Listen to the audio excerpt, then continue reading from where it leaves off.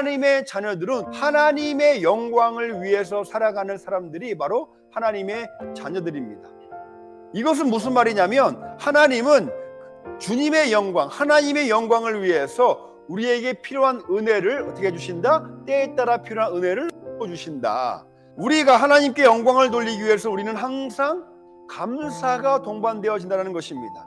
그럼 이거를 조금 더 확장시켜서 얘기를 해보면 삶 속에서 하나님의 은혜를 깨닫지 못하고 하나님의 은혜에 대한 감사가 없는 삶을 가지고 그런 삶을 살면서 하나님께 영광을 돌릴 수 없다가 되는 것입니다.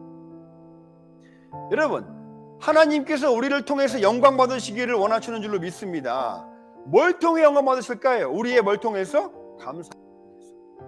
자, 오늘 이 한 사람 나병에 걸려서 한평생 고생하며 정말 마음도 외롭고 여러 가지 고된 삶을 살다가 예수 그리스도의 은혜로 말미암아 고침받은 한 사람, 새로운 삶을 시작하게 되는 이 한 사람이 예수님께 감사 나오면서 그는 하나님의 은혜를 기억했다라는 거예요.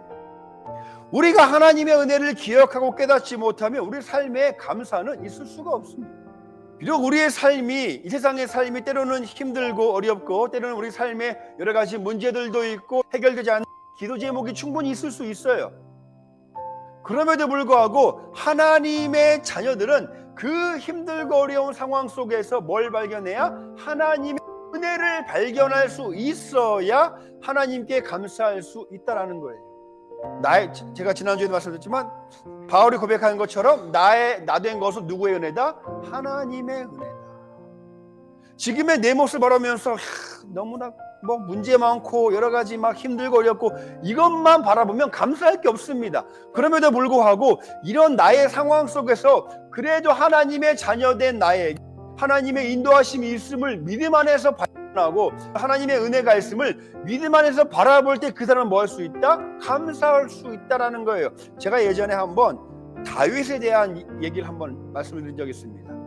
다윗이 사울 왕의 시기를 받고 도망 치다가 이제 이 다윗이 어디까지 가냐면 엔게디 굴이라는 곳에까지 숨어 살게 됩니다.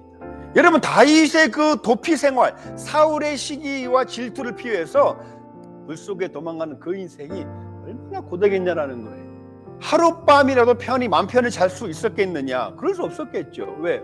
사울의 군사가 다윗을 쫓아다니고 있는 상황이에요.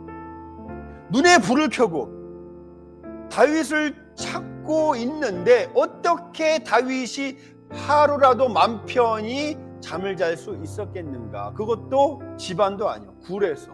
그런 이 정말 말도 안 되는 인생의 고담과 피곤한 이 역경 속에서 다윗이 고백한 시가 있습니다. 10편 108편 말씀. 제가 한번 예전에 말씀드린 적이 있어요. 내가 만민 중에 주께 감사하며 주님을 찬양하리. 열방 중에서 내가 주님을 찬양하겠노라. 비파야 깰지어다 수금아 깰지어다. 내가 이 새벽에 내 하나님을 어떻게 하겠노라? 찬양하겠노라. 어떤 상황 속에서요? 말도 안 되는 그 상황 속에 다윗은 마음을 정해서 뜻을 정해서 하나님을 찬양하겠다 고백하며 그 새벽을 깨웠던 사람이 누구였습니까? 다윗이었습니다. 다윗만큼은 아닐지라도 그럴 때 그런 순간이 우리 삶에서 만나지 말라는 법, 우리 상황에 그런 순간이 우리 삶에 오지 말라는 법이 없잖아요. 그럼에도 불구하고 우리는 그런 역경 속에서 믿음의 사람들이라면, 하나님의 자녀들이라면 그런 상황 속 뭘 할 수 있어야 된다?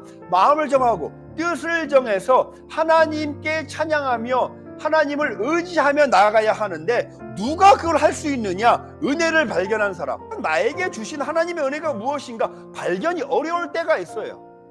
발견하는 것이 어려울 때가 있어요. 그럼에도 불구하고 그런 것들을 계속해서 발견하려고 나아가는 사람은 어떻게 할 수 있다? 발견할 수 있다. 은혜의 문을 두드리고 은혜를 구하고 은혜를 찾는 자는 반드시 그의 고된 삶 속에서도 하나님의 역사하심, 하나님이 인도하시는 능력의 그 손을 발견할 수 있게 되는 줄로 믿으시기 바랍니다. 그게 하나님의 자녀의 능력이에요. 그러면 그 사람은 뭐 할 수 있어요? 감사할 수 있는 겁니다. 그 감사함으로 말도 안 되는 지금 내 이 상황 속에서도 하나님께 뭐 할 수 있어요? 영광 돌릴 수 있다는 거예요.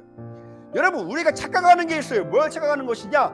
그래도 내가 뭔가 인생에서 좀 성공을 해야, 내가 뭔가 좀 잘 나가야, 내가 건강해야, 다른 사람들이, 세상 사람들이 부러워하는 삶을 살아야 하나님께 영광 돌릴 수 있다라고 착각해요. 하나님은요, 세상의 영광을 가지고 하나님의 영광을 받으시길 원하시는 분이 아닌 줄로 믿으시기 바랍니다.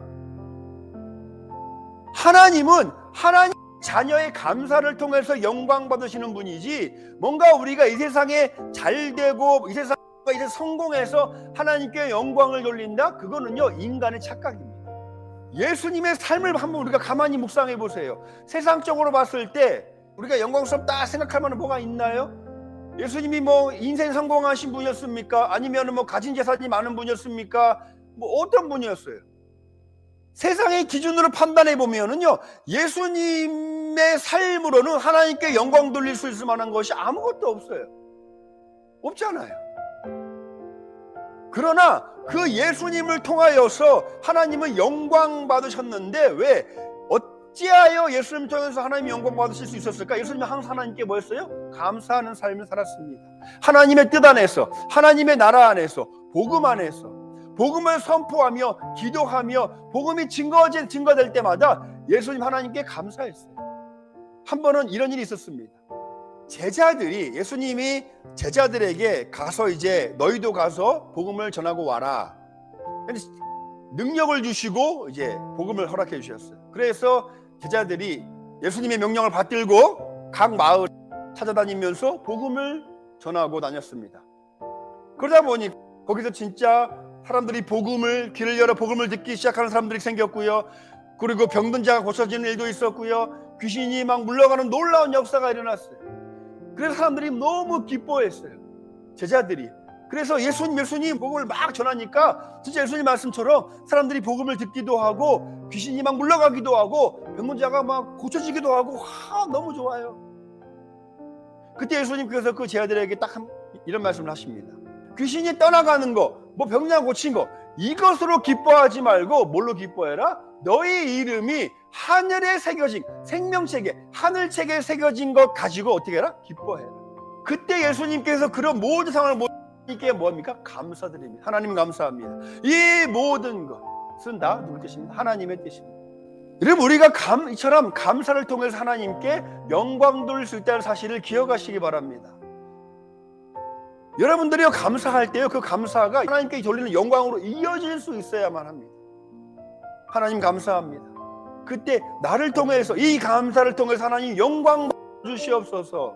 그래서 그 감사를 어떻게 하는 사람들? 선포하는 사람들. 감사를 그냥 나만 감사해 이게 아니라 감사를 막 증거하는 사람들. 그 사람을 통하여서, 그 감사를 통하여서 우리 하나님 영광 받으시고 여러분을 위해 준비하시고 예배하신 더 큰 은혜를 차고 넘치게 부어줄 줄로 믿습니다.